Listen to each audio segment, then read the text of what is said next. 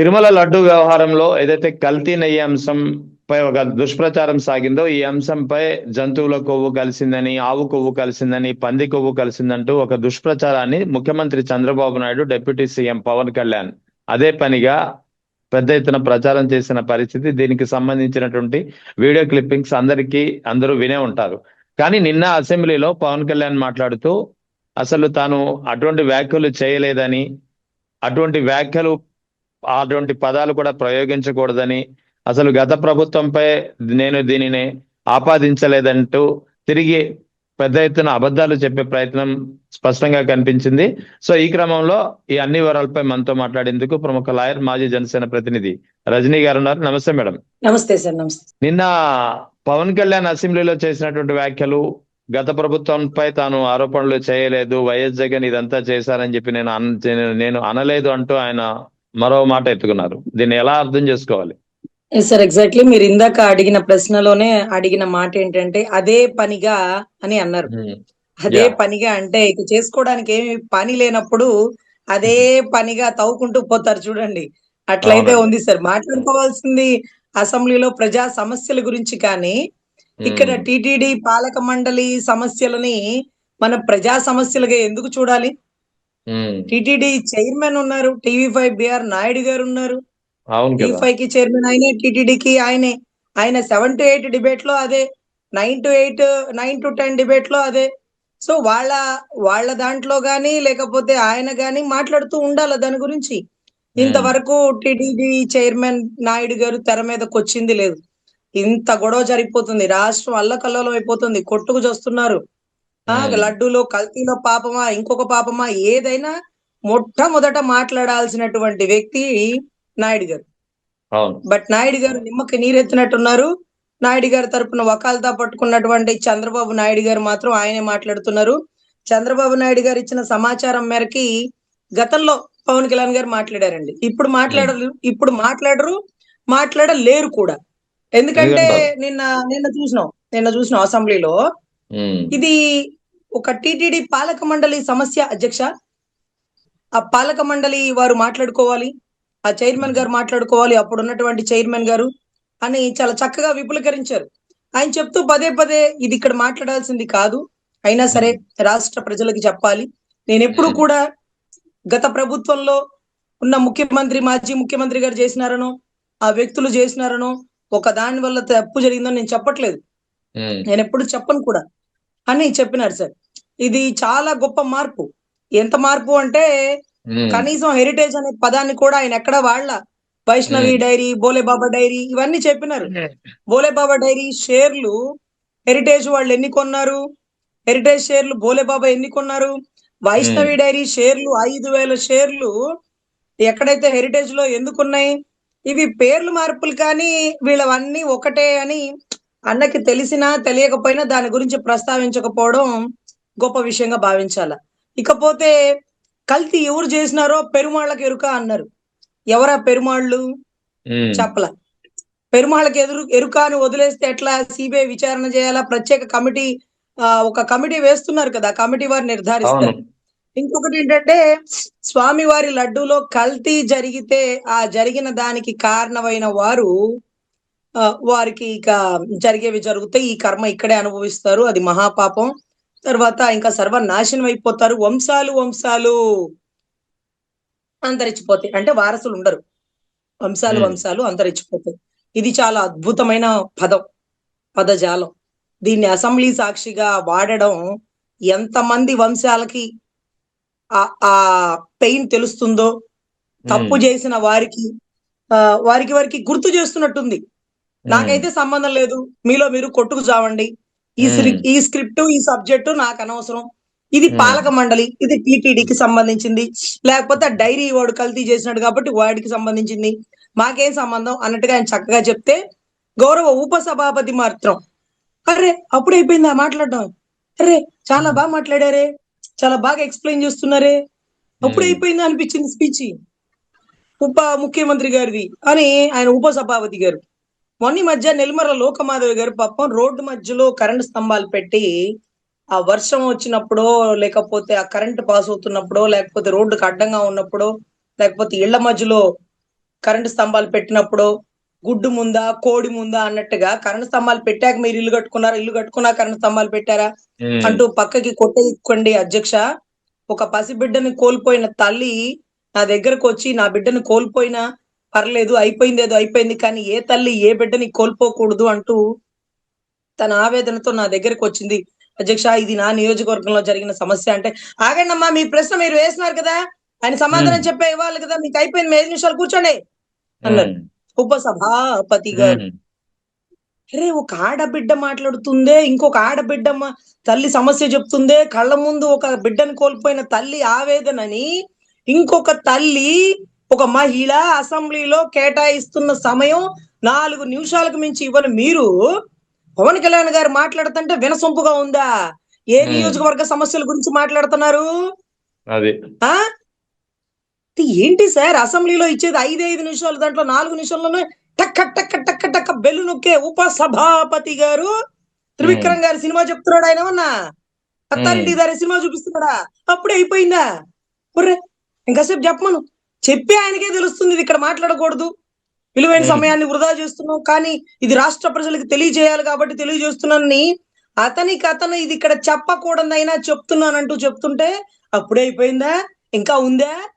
ఏంటిది ఏంటిది మీరు చేసేది?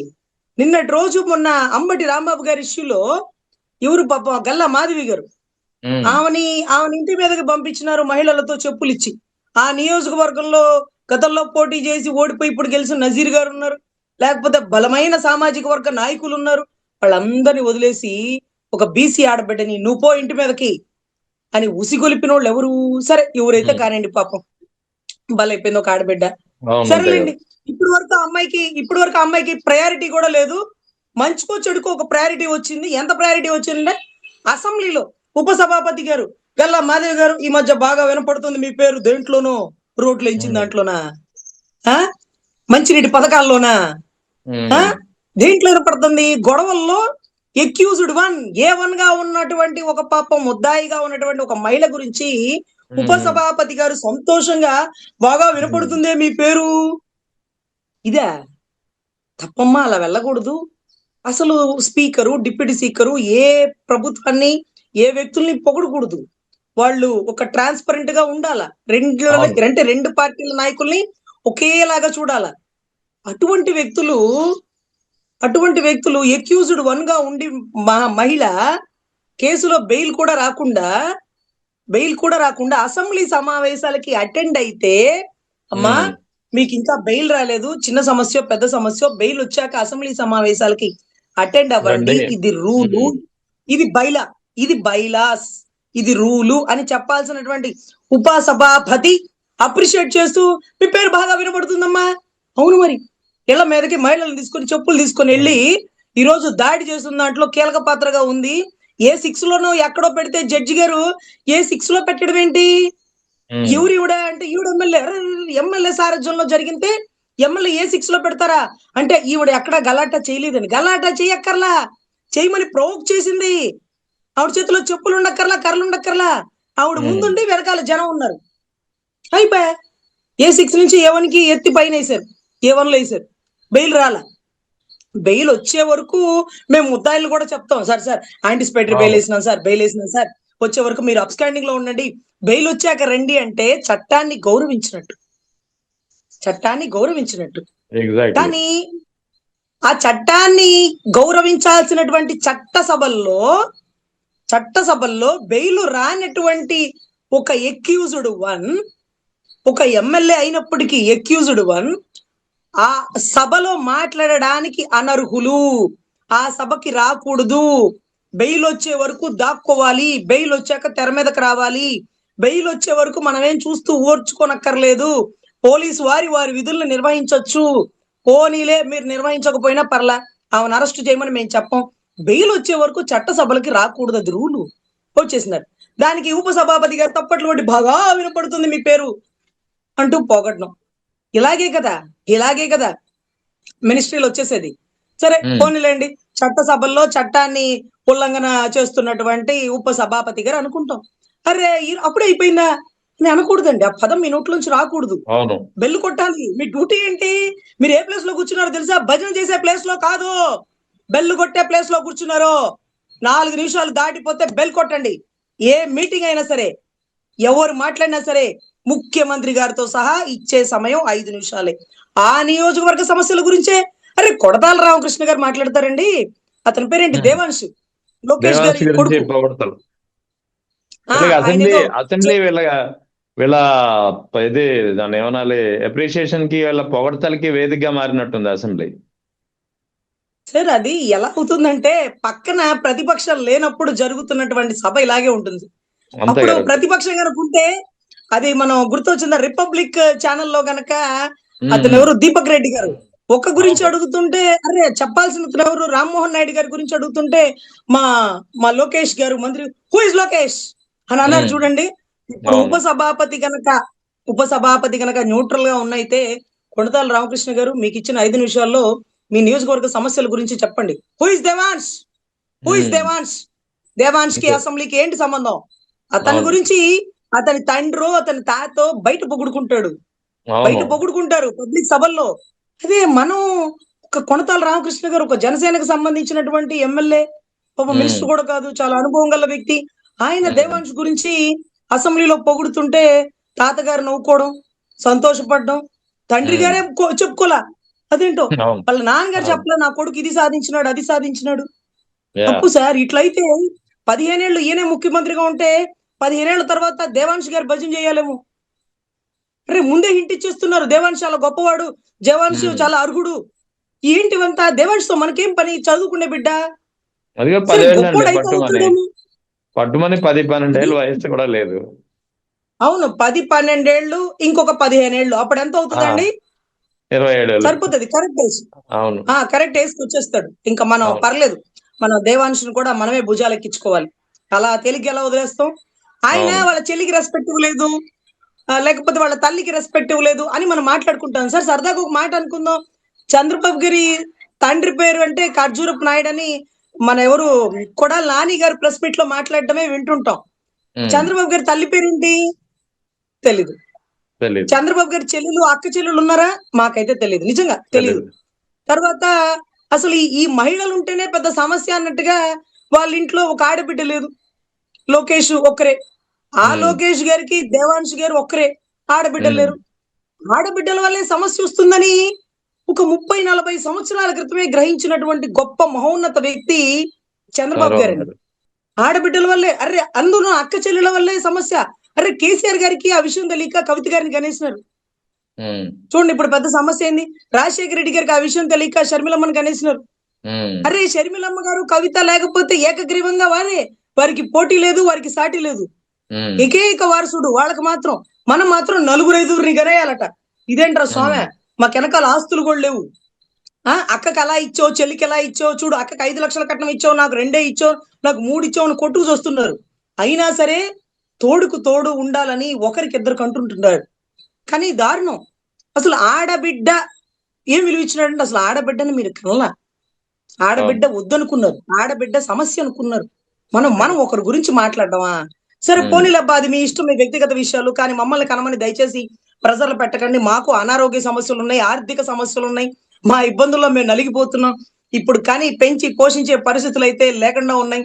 సో మీరు ఉమ్. జనాభా కోసమో లేకపోతే ఎంపీ సీట్ల కోసమో ఇక్కడ జనాభాని పెంచాలన్న తాపత్రయంతో మీరుంటే, ఒకప్పుడు ఒకరే చాలు, ఇద్దరు వద్దు, ఇద్దరు ముద్దు ముగ్గురు వద్దు అన్న వాళ్ళు ఈ రోజు ముగ్గురు ఉన్న వాళ్ళకి టికెట్లు ఇస్తానండి. ఇక ముగ్గురు అంటారు ఇక నాకు తెలిసి. రైట్. So okay. ఎనీవే, నిన్నటి రోజు చంద్రబాబు గారు మాట్లాడినట్టు, అంటే నిన్నటి రోజు పవన్ కళ్యాణ్ గారు మనకి పూర్తి సమాచారం ఏమి ఇచ్చినారంటే, ఇది టిటిడి పాలక మండలి సమస్య, ఉమ్. దీని గురించి మనం ఇక్కడ మాట్లాడకూడదేమో. గతంలో టిటిడి చైర్మన్ గానీ, ఇప్పుడున్న టిటిడి చైర్మన్ గానీ, పాలక మండలి గానీ మాట్లాడుకోవాలి. That's um. కరెక్ట్. అక్కడతో క్లియర్ చేసినారు. కానీ ఇంకొక విషయాన్ని ప్రొవోక్ చేసినారు. అదేంటంటే, ఆ ఇదే గనక ఒక ముస్లిం సామాజిక వర్గంలోనో ఒక క్రిస్టియన్ ఉమ్. సామాజిక వర్గంలోనో జరిగితే ఇలా ఉంటుందా అధ్యక్ష? అది ఉమ్. ఒక మహమ్మద్ ప్రవక్తకు జరిగితేనో, లేకపోతే ఒక ఇస్లామిక్ జరిగితేనో, లేకపోతే ఇంకా ఇంకా చాలా చాలా పేర్లు చెప్పేసినారండి. వాళ్ళు ఎవరికైనా జరిగితేనో, ఒక ఒక జీసస్ కి జరిగితేనో ఇలా ఇలా ఉంటుందా అధ్యక్ష అంటే, అంటే వాళ్ళు ఏమనుకున్నారంటే మాకు జరగలేదనా మీకు జరిగిందనా? అదే ఎంతసేపు అంటే ఇంతకు మాకు ముందు కూడా ఈ జరగాలని తరహా వ్యాఖ్యలు చేశారు, ప్రొవోక్ చేసే విధంగా. సార్ అది మాకు అర్థం కావట్లేదు సార్. ఇంకా క్రిస్టియానిటీ అన్నా ముస్లిమ్స్ అన్నా ఒక రకంగా ఉంటుంది సార్. హిందువులకి ఆయుధం పట్టిన వాడే హైందవ ధర్మాన్ని కాపాడగలిగిన వాడు. ప్రతి దేవుడికి చేతిలో ఆయుధం ఉంటుంది. శ్రీకృష్ణ పరమాత్ముడికి ఎలా అయితే సుదర్శన చక్రం ఉంటుందో, పరమశివుడికి ఎలా అయితే త్రిశూలం ఉంటుందో, అమ్మవారికి ఎలా అయితే ఆయుధం ఒక కత్తిగా ఉంటుందో, ప్రతి ఒక్క దేవుడికి ఒక ఆయుధం ఉంటుందండి. ఈవెన్ దో బ్రహ్మగారికి కూడా పుస్తకం అనేటటువంటి ఒక ఆయుధాన్ని పెట్టుకొని ఉంటారు. సో అందరి చేతుల్లో ఏదో ఒక ఆభరణం అనేది ఒకటి ఉంటుంది. అది ఆయుధం అవ్వచ్చు, లేకపోతే అస్త్రం అవ్వచ్చు, ఇంకొకటి అవ్వచ్చు. కానీ ఛత్రపతి శివాజీ మహారాజ్ గారి టైంలో హైందవ ధర్మాన్ని కాపాడడానికి ఆయన పడిన తాపత్రయం మనందరికీ తెలుసు. కానీ ఇప్పుడు హిందువులకి జరిగితే కాబట్టి కదా, అంటే హిందువులకి జరిగితే మేము ఏం చేయాలో చెప్పండి, మాకు దిశానిర్దేశం చెయ్యండి. ఇప్పుడు 36 మంది నిందితుల్ని కనుగొన్నారు. మీరేది ఈ లడ్డు కల్తీలు 36లో ఏ ఒక్కరైనా అన్యమతస్తులు ఉన్నారా? అంటే ఒక క్రిస్టియను, ఒక ముస్లిము మన హైందవ ధర్మంలోని లడ్డు ప్రసాదాన్ని కల్తీ చేసి మన ధర్మాన్ని కించపరిచే ఉద్దేశంతో ఉన్న వారు ఈ 36 మందిలో ఉన్నారా? అరే ఏం మాట్లాడుతున్నావు? పక్కా మతస్థులు విదేశాల నుంచి ఫోన్ చేసి నవ్వుకుంటున్నారు. అరే వాళ్ళలో వాళ్ళే కొట్టుకు చూస్తున్నారు. ఇంకా చూడు, మనం గొప్ప అని చెప్తున్నారు, మనలో ఐకమత్యం ఉందంటున్నారు, వాళ్ళలో ఐకమత్యం లేదని వాళ్ళే చెప్పుకుంటున్నారని. మాలో కూడా ఐకమత్యం ఉంది, హైందవ ధర్మంలో కూడా ఐకమత్యం ఉంది. మేమేం చేయాలో చెప్పండి? కులాల వారీగా మతాలు డివియేషన్ అయిపోయి హిందూ ధర్మం ముక్కలు అయిపోయిందా? ముక్కలు అవలే. ముక్కలు అవ్వకూడదనే బాబాసాహెబ్ అంబేద్కర్ గారు చెప్పారు, ఒక హిందూ ఎస్సీ అయితేనే గవర్నమెంట్ ఉద్యోగానికి అర్హుడు. ఈ రోజు కూడా వాళ్ళు చర్చిలకి వెళ్ళినా పాపం దాన్ని బయటికి చెప్పుకోరు. మేము హిందూ మాల, హిందూ మాదిగా అనే చెప్పుకుంటారు. వాళ్ళకే ఉద్యోగాల్లో ప్రథమ ప్రయారిటీ కల్పించారు. హిందువులకి రాజ్యాంగంలో కూడా ప్రయారిటీ కల్పిస్తానే ఉన్నారండి. అరే బాబాసాహెబ్ అంబేద్కర్ గారు ఒక హైందవ ధర్మాన్ని, ఒక క్రిస్టియానిటీ ధర్మాన్ని రెండింటినీ పక్కన పెట్టి బౌద్ధ ధర్మాన్ని స్వీకరించారు. చనిపోయేటప్పుడు కూడా బౌద్ధ ధర్మం ప్రకారమే నా అంత్యక్రియలు కార్యక్రమాలు చెయ్యండి అని దిశానిర్దేశం చేసినారు. మనం హైందవ ధర్మాన్ని కాపాడదాం, కానీ చెప్పొద్దు, ఎక్కడా చెప్పకూడదు. నేను హిందూ ధర్మాన్ని కాపాడతానంటే పాపం మీకు ఓట్లేసినటువంటి క్రిస్టియానిటీ వాళ్ళు, ముస్లిమ్స్ వాళ్ళకి అసలు అర్థం కావట్లా. నిన్నటి రోజు అసెంబ్లీ సాక్షిగా జరిగింది ఏంటంటే, ఆవిడెవరు వైవి సుబ్బారెడ్డి గారి భార్య అనుకుంటాండి, ఆవిడ పేరు నాకు తెలీదు. ఆవిడ గురించి ఆవిడ ఫొటోస్ ని గౌరవ చంద్రబాబు గారు డిస్ప్లే చేసినారు. అది ఎంత రైట్ టు ప్రైవసీకి డ్యామేజో తెలుసా? అసెంబ్లీ సాక్షిగా ఒక మహిళ చేతిలో బైబుల్ ఉందని అదేదో పెద్ద నేరాలు ఘోరాలు లాగా మీరు అసెంబ్లీలో చెప్తున్నారు. మీకు ఒక విషయం తెలుసా? గతంలో బ్రిటిష్ గారి సామ్రాజ్యం నుంచి కూడా ఈ న్యాయ వ్యవస్థలో భగవద్గీత మీద ప్రమాణం చేసి అంతా నిజమే చెప్తాను, అబద్ధం చెప్పము అంటూ మేము భగవద్గీతనే ప్రామాణికంగా తీసుకుంటాం. అది ఒక హిందూ పవిత్ర గ్రంథమా, ముస్లిమా, క్రిస్టియన్ అని వాళ్ళకి అనవసరం. పాపం వాళ్ళు ఆ గ్రంథం మీద చేయేస్తారు. ఆ గ్రంథం మీద శ్రీకృష్ణ పరమాత్ముడు అర్జునుడికి ఇస్తున్న ఉపదేశం అయినటువంటి ఫోటో ఉంటుంది. అరే దాని మీద చేయిస్తే అతను క్రిస్టియానిటీ కాదా, ముస్లిం కాదా? అరే బైబుల్ ఆవిడ బిడ్డని ఆలింగనం చేసుకుంటూ విజయమ్మ గారు ఈవిడ చేతికి పుస్తకం ఇస్తే ఆ బైబుల్ని ఆవిడ పట్టుకున్నారట. అది పెద్ద తప్పు. బైబుల్ని పట్టుకుంది చూసావా అధ్యక్ష, ఇది కావాలా? ఇది రాష్ట్రానికి వచ్చినటువంటి విపత్తు. ఇది ఆవిడ బైబుల్ పట్టుకోవడం వల్ల మా రాష్ట్ర ఖజానాలో 10,000 కోట్లు పక్కకి వెళ్ళిపోయినాయి. ఆవిడ బైబుల్ పట్టుకోవడం వల్ల పోలవరం ప్రాజెక్టు కల్తీ జరిగిందని స్టాంప్ వేసి సెంట్రల్ ఫైల్ ఇచ్చిరు మన మహాను కొట్టింది ఆవిడ బైబుల్ పట్టుకోబట్టి. ఆవిడ బైబుల్ పట్టుకోబట్టి 33,000 ఎకరాల్లో రాజధానిలో ఇంతవరకు రోడ్లు లేవు. ఆవిడ బైబుల్ పట్టుకోబట్టి ఇన్ని సమస్యలు రాబట్టి మనం చర్చించుకుందాం అసెంబ్లీలో. అరే ఎక్కడికి వెళ్ళిపోతున్నాయి సార్ విలువలు? తప్పుని తప్పు అంటే ఒక తప్పు చేసిన దానిలాగా నేను దోషిగా ఉన్నా, ఈరోజు అసెంబ్లీలో మీకు ఇచ్చిన 5 నిమిషాల్లో ఆవిడ బైబుల్ పట్టుకునే విషయం గురించి మీరు చెప్తున్నారే, వెనకాల ఉండే ఎమ్మెల్యేలని నియోజకవర్గ ప్రజలు బూతులు తిట్టుకుంటున్నారు. ఏమమ్మా ఇవాళ అసెంబ్లీలో చెప్తానన్నావుగా మా గురించి? అవునవును సార్, కానీ చంద్రబాబు గారు మీటింగ్ వల్ల ప్రొలాంగ్ అయ్యి ఈ విషయాన్ని చెప్పలేకపోయాం సార్. ఏమమ్మా ఇంకేం పని పాట లేదా? బయట పబ్లిక్ మీటింగ్ లో చెప్పుకోక అసెంబ్లీలో చెప్పుకుంటాడా? ఉన్న 3 గంటలు 2 నిమిషాలు వాళ్ళు కేటాయించుకోవాలి కదా అని ప్రజలు నిలదీస్తున్నారు.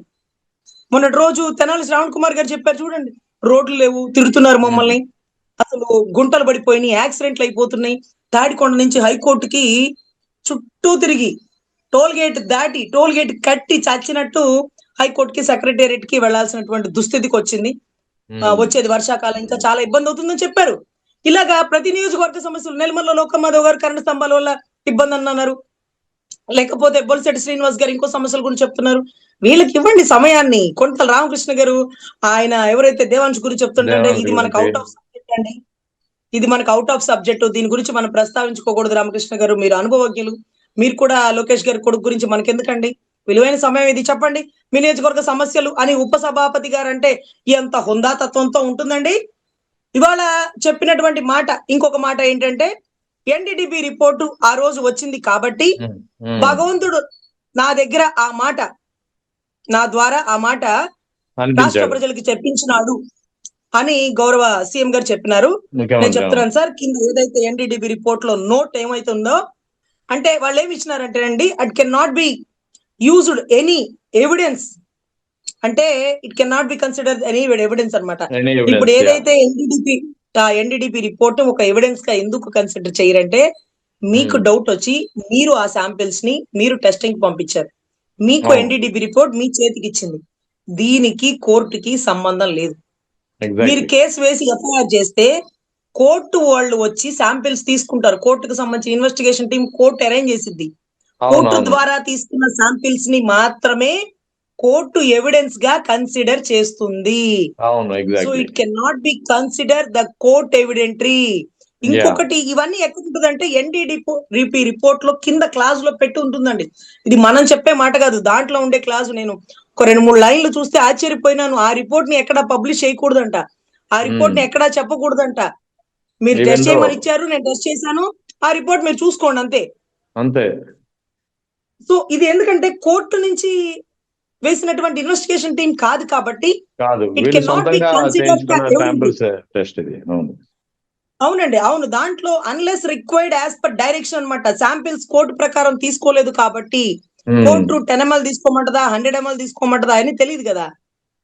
సో దాని వరకు దీన్ని ఎవిడెన్స్ గా కన్సిడర్ చేయకూడదు, దీన్ని పబ్లిష్ చేయకూడదు అని కూడా ఉందండి ఆ రిపోర్ట్ ప్రకారం. వాట్స్ ఎవర్ అని కూడా మెన్షన్ చేసినారు. ఎన్డీడీబీ రిపోర్ట్ ప్రకారం ఉంది, వాల్యూ లేని రిపోర్టు, ఎవిడెన్స్ కింద దీన్ని పబ్లిష్ చేయడానికి కూడా పనికిరాని రిపోర్టు, కోర్టు కూడా దీన్ని కన్సిడర్ చేయదు. కానీ గౌరవ ముఖ్యమంత్రి వర్యులు మాత్రం దీన్ని ఎవిడెన్స్ గా కన్సిడర్ చేసి ఆ రోజు ఎన్డీడీబీ రిపోర్ట్ లో పందికో ఉందని చెప్పేసినారు. ఎన్డీడీపీ రిపోర్ట్ ని ఈ రోజు సిబిఐ కన్సిడర్ చేయొచ్చుగా, ఎందుకని సిబిఐ కన్సిడర్ చేయకుండా లో ఫ్యాట్ లో అంటే ఫ్యాట్ లెవెల్ వెరీ లో అని ఉంది, అంటే దాని అర్థం లేదు అని ఉందని ఆ సిబిఐ కన్సిడర్ చేయొచ్చుగా. ఈ రిపోర్ట్ మీరు ఇవ్వండి, గౌరవ ముఖ్యమంత్రి వర్యులు, ఉప ముఖ్యమంత్రి, విద్యాశాఖ మంత్రులు ఆ రోజు మీరు పందికో అన్న వాళ్ళు సిబిఐ గారిని చెప్పి ఇది తీసుకోమండి, ఇది చిత్తు కాయదల్లా చించి పక్కన పడేస్తుంది సిబిఐ సిట్టు, ఎవరైనా మీరేది మాకు ఇచ్చేది, మేము గవర్నమెంట్ టెస్ట్ చేయించుకుంటాం మాకు తెలుసులే. సో ఇటువంటి పరిస్థితుల్లో ఒక స్థాయిలో ఉన్న వ్యక్తులు ఆధారాలు లేకుండా, నిన్న పేపర్ లో చూసినాను అధ్యక్ష, ఆశ్చర్యపోయినాను. దాంట్లో బాత్రూమ్ క్లీనింగ్ కి వాడే హరిపిక్క కలిపినారని ఉంటే చాలా బాధ అనిపించింది అనేది. సరే నువ్వు పేపర్ చూడు, నీకు ఇష్టమైతే ఈనాడు పేపరే చదువు, కానీ ఈనాడు పేపర్ గురించి, మీకు ఇష్టమైన పేపర్ల గురించి మీరు పబ్లిక్ లో చెప్పకూడదు. హార్పిక్ అనే పదాన్ని వాళ్ళకి ఇష్టం వచ్చినట్టు రాసుకుంటారు, వాళ్ళు ఏ ఆధారాలతో రాశారని ఆ పేపర్ మీద డిఫామేషన్ 100 కోట్లు వేయడానికి స్వామి వారి తరపున ఎవరున్నారు స్వామి? పందికో ఉందని మీరు పేపర్ లో వేసినారే, దీనివల్ల నాకు డ్యామేజ్ జరుగుతుంది అని 100 కోట్లకి హెరిటేజ్ డ్యామేజ్ గురించి మీరు ఢిల్లీ కోర్టు దాకెళ్ళి డిఫామేషన్ వేసినారే, లేకపోతే 499 ఐపీసీ వేసినారే, ఇప్పుడు బిఎన్ఎస్ చట్టాల ప్రకారం మార్చుకున్నారే, మరి మీరు ఈనాడు పత్రికలలోనో మీకు సంబంధిత పేపర్లలోనో పందికో ఉందని మీరు రాయడం, అదే విషయాన్ని ముఖ్యమంత్రి గారు, ఉప ముఖ్యమంత్రి గారు, విద్యాశాఖ మంత్రి గారు మీరు చెప్తుండి ఆయన డ్యామేజ్ చేస్తుంటే ఆయన పరువు పోతల్లా, పక్క ప్రపంచం దేశాలు చూస్తల్లా, మరి ఆయన పరువు నష్టం ఎక్కడయ్యాలి? ఆయన తరపున ఎవరుండాలి? ఆయన తరపున కేసు ఎవరు తీసుకోవాలి? తప్పు కదా సార్. నోరు లేని వాడిగా దేవుణ్ణి చిత్రీకరిస్తూ మీరు మాత్రం మీ షేర్లు పడిపోయినాయని ముందుకెళ్ళిపోతున్నారా? ఇంకా కూడా అప్పుడు కలిపిన లడ్డూల్లో, అప్పుడు ఆ 4-5 సంవత్సరాల్లో లడ్డూల్లో కల్తీ జరిగిందని కూడా మాట్లాడతారా? మీకు తెలుసా, అంత కల్తీ జరిగినా మాకెక్కడ విరోచనాలు అవ్వాల, మాకెక్కడ వాంతులు అవ్వాల, మేము ఎక్కడ హాస్పిటల్ అడ్మిట్ చేయలేదు. ఇది ముఖ్యంగా పవన్ కళ్యాణ్ చేసిన వ్యాఖ్యలను ఎలా అర్థం చేసుకోవాలి మేడం? అంటే గతంలో ఆయన అయితే నర్మగర్భంగా వ్యాఖ్యలు అయితే చేశారు, అందరూ విన్నాం. కానీ నిన్న అసెంబ్లీ సాక్షిగా నేను గత ప్రభుత్వంపై ఇటువంటి ఆరోపణలు చేయలేదు అంటున్నారు. అంటే ఆయనలో మార్పు వచ్చింది అనుకోవాలా, లేకపోతే ఆయన గతంలో ఏం చెప్పారో ఆయన మర్చిపోయారు అనుకోవాలా? ఎలా అర్థం చేసుకోవాలి ఈ వ్యాఖ్యల్ని? అసలు ఆయనకి ఈ విషయం గురించి ఉప ముఖ్యమంత్రి హోదాలో నేను మాట్లాడకూడదు, ఇది తప్పు, ఇది మనకి సంబంధం లేని విషయం, దీన్ని మనం నెత్తినేసుకోకూడదు, హెరిటేజ్ ని మనం పైకి లేపకూడదు, లేకపోతే హెరిటేజ్ కి సంబంధిత కంపెనీలు బోలే బాబావో లేకపోతే ఇప్పుడు రాబోయే వీటి అన్నిటిని మనం భుజాలకు వేసుకోకూడదు అన్న విషయం ఆయనకి తెలుసుకొని ఇక ఇది పాలక మండలి సమస్య క్లియర్ చేశారు. దీంట్లో కల్తీ చేసిన వాళ్ళు వంశాలు కూడా అంతరించిపోతాయని చెప్పేసినారు. అది ఎవరికి తగలాలో వాళ్ళకి తగులుతుంది. సూటిగా అసెంబ్లీలో నా మాట అనడం చాలా గొప్ప విషయం, చాలా ధైర్యంతో కూడినటువంటి విషయం, అదేమి చిన్న విషయం కూడా కాదు. సో అదే మాదిరిగా ఇంకొక హైందవ ధర్మంలో కాపాడుతానని ఇది ఒక్కటి రెచ్చగొట్టే ధోరణితో ఉండే ప్రొవోకేషన్ రాజకీయ నాయకులు చేయకూడదండి. రాజకీయ నాయకులు అన్ని ధర్మాలని కాపాడాలి కాబట్టి, హైందవ ధర్మం కాబట్టి ఊరుకున్నాము అంటే ఎవరు ఊరుకోరు. ఛత్రపతి శివాజీ మహారాజ్ లాగా జై భవానీ జై శివాజీ అనుకుంటా ఆయుధాలు పట్టుకొని వెళ్ళిపోతారు. గతంలో ఎప్పుడో మనకి బాబ్రీ మసీద్ అప్పుడే అండి హిందూ ముస్లింస్ గొడవలు జరిగినాయి, మీకు తెలుసు కదా. అప్పుడు ఇదే మోడీ గారు, అంతకు ముందు ఉన్నటువంటి చాలా మంది వ్యక్తులు వీళ్ళందరూ కూడా అక్కడికి వెళ్ళి చాలా గొడవల్లో అన్నిట్లో హిందూ ముస్లింస్ భయంకరమైన గొడవలు జరిగింది. మళ్ళీ ఇప్పుడు లేవిక. దయచేసి ఇప్పుడు ఉండకూడదని అనుకుంటున్నాను. ఎందుకంటే మీరు ఒక మతం, నేను ఒక మతం, ఇద్దరం కలిసి ఎలా వర్క్ చేస్తున్నామో అన్ని కంపెనీల్లో అన్ని ఉద్యోగాల్లో అందరం కలిసిమెలిసి వర్క్ చేస్తున్నాం. ఈ రోజు ఒక హలీం కి సంబంధించింది రాష్ట్రం మొత్తంలో ఎక్కడా సేల్స్ పెద్దగా లేవని, ఎవరు హిందువులు కొనట్లేదని, అక్కడ ముస్లింస్ దగ్గర పనిచేస్తున్నటువంటి ఎంతో మంది హిందువులు, లేకపోతే దాంట్లో పార్ట్నర్స్ గా ఉన్నటువంటి హిందువులు, వీళ్ళు కూడా బాధ కలుగుతుంది. ఎందుకంటే నమ్మకాన్ని కోల్పోతున్నారు.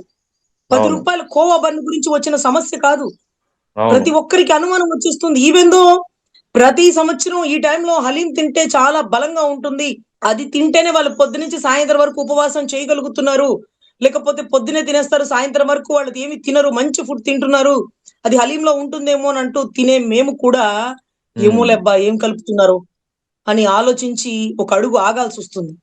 ఎందుకు ఇంత మత విద్వేషాలు లేకపోతే అనుమానాలు మాలో లేవనెత్తేసినారు? మాకు భయం వేసేస్తుంది. ఏం తినాలన్నా మాకు తెలిసిన ముస్లిం సోదరుడు ఇంట్లో వండి పంపిస్తే తప్ప వద్దులేనా ఆ షాపుల్లో ఏం కలుపుతున్నారు ఏమోలేనా లేని అట్లా ఉండదు బిడ్డ. మేము అల్లాహ్ని నమ్ముకున్నోళ్ళం, మేము ఎప్పుడు ఎవరిని మోసం చేయము, ఎక్కడ తప్పు చేయము, మేము మా మతం కూడా ఎప్పుడు మేము ప్రచారం చేయము కదా బిడ్డ, మీకు తెలుసు కదా అంటే, సరేలేనా నువ్వు నేను తింటాను, ఆ సుబానీ హోటలో, ఆ బిస్మిల్లా హోటలో, లేకపోతే ఆ వలీ హోటలో, మాకు తెలియదు కదా వాళ్ళు ఎవరు.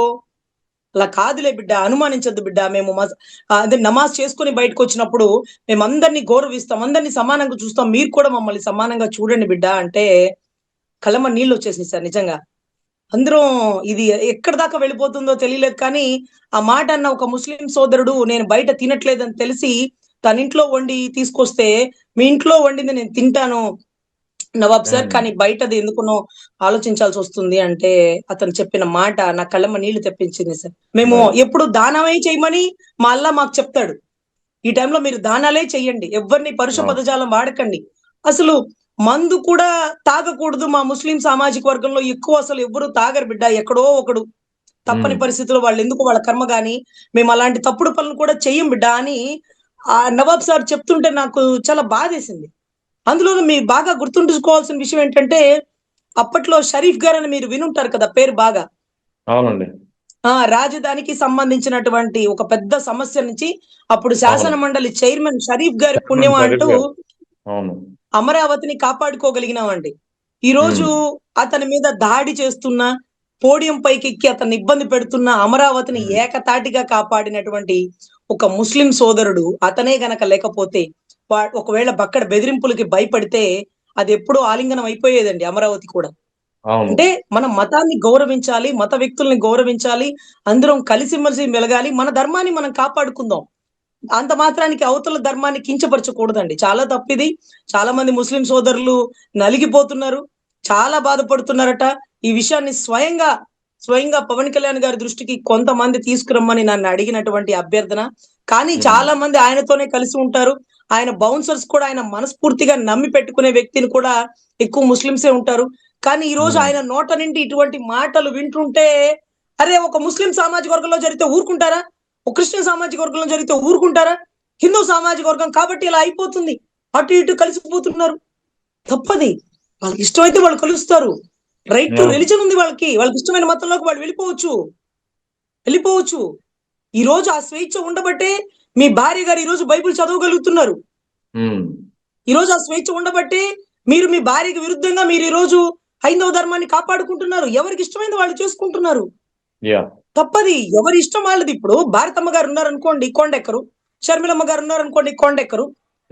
ఆయనకి నచ్చింది కాబట్టి ఆయన ఎక్కుతాడు, ఎవరి ఇష్టం వారిది. అప్పుడు ఏమనుకోవాలి, ఆవిడ క్రిస్టియానిటీ ధర్మాన్ని కాపాడుకుంటుంది, ఆయన అన్ని ధర్మాలని కాపాడుకుంటున్నాడు, ఎందుకంటే ఆయన రాజకీయ నాయకుడు కాబట్టి. కరెక్ట్ కదా? సో ఇటువంటి విషయాల్లో మతాల్ని తీసుకొస్తున్నారు రాజకీయాల్లో కంటే చేయాల్సిన పనులు లేవు కాబట్టి, చెప్పుకోవడానికి ఏమీ లేవు కాబట్టి మతాల గురించి కులాల గురించి ప్రస్తావన వస్తుంది. కానీ పోలవరం ఆగిపోయిందంట, సెంట్రల్ తో మాట్లాడుకొని దాన్ని బిగించేయండి. రాజధానిలో 40,000 ఎకరాలు అక్కర్లేదు, 33,000 ఎకరాలకి అడ్డుపడిన వారు మీరు. ఆ 40,000 ఎకరాల్లో ఇంటర్నేషనల్ ఎయిర్పోర్ట్ వస్తుందంట. 40 సంవత్సరాల వరకు మనం డెవలప్మెంట్ చూడలేము, మనం చూడం, మన బిడ్డలు కూడా చూడరేమో, అటువంటి పరిస్థితి ఉంది. ముందు ఇది డెవలప్ చేసి ఎదుగుదల వచ్చాక మిగతాది తీసుకుంటే బాగుంటుందని ఇది స్వయాన అన్న దృష్టిలో పెట్టాలని మనస్ఫూర్తిగా కోరుకున్నాను. కాబట్టి డిప్యూటీ సీఎం గారికి ఈ విషయం గురించి అసెంబ్లీలో మీరు చర్చించవచ్చు, ఇది చర్చించదగినటువంటి విషయం అని నేను విన్నవించుకుంటున్నాను సార్. Thank you.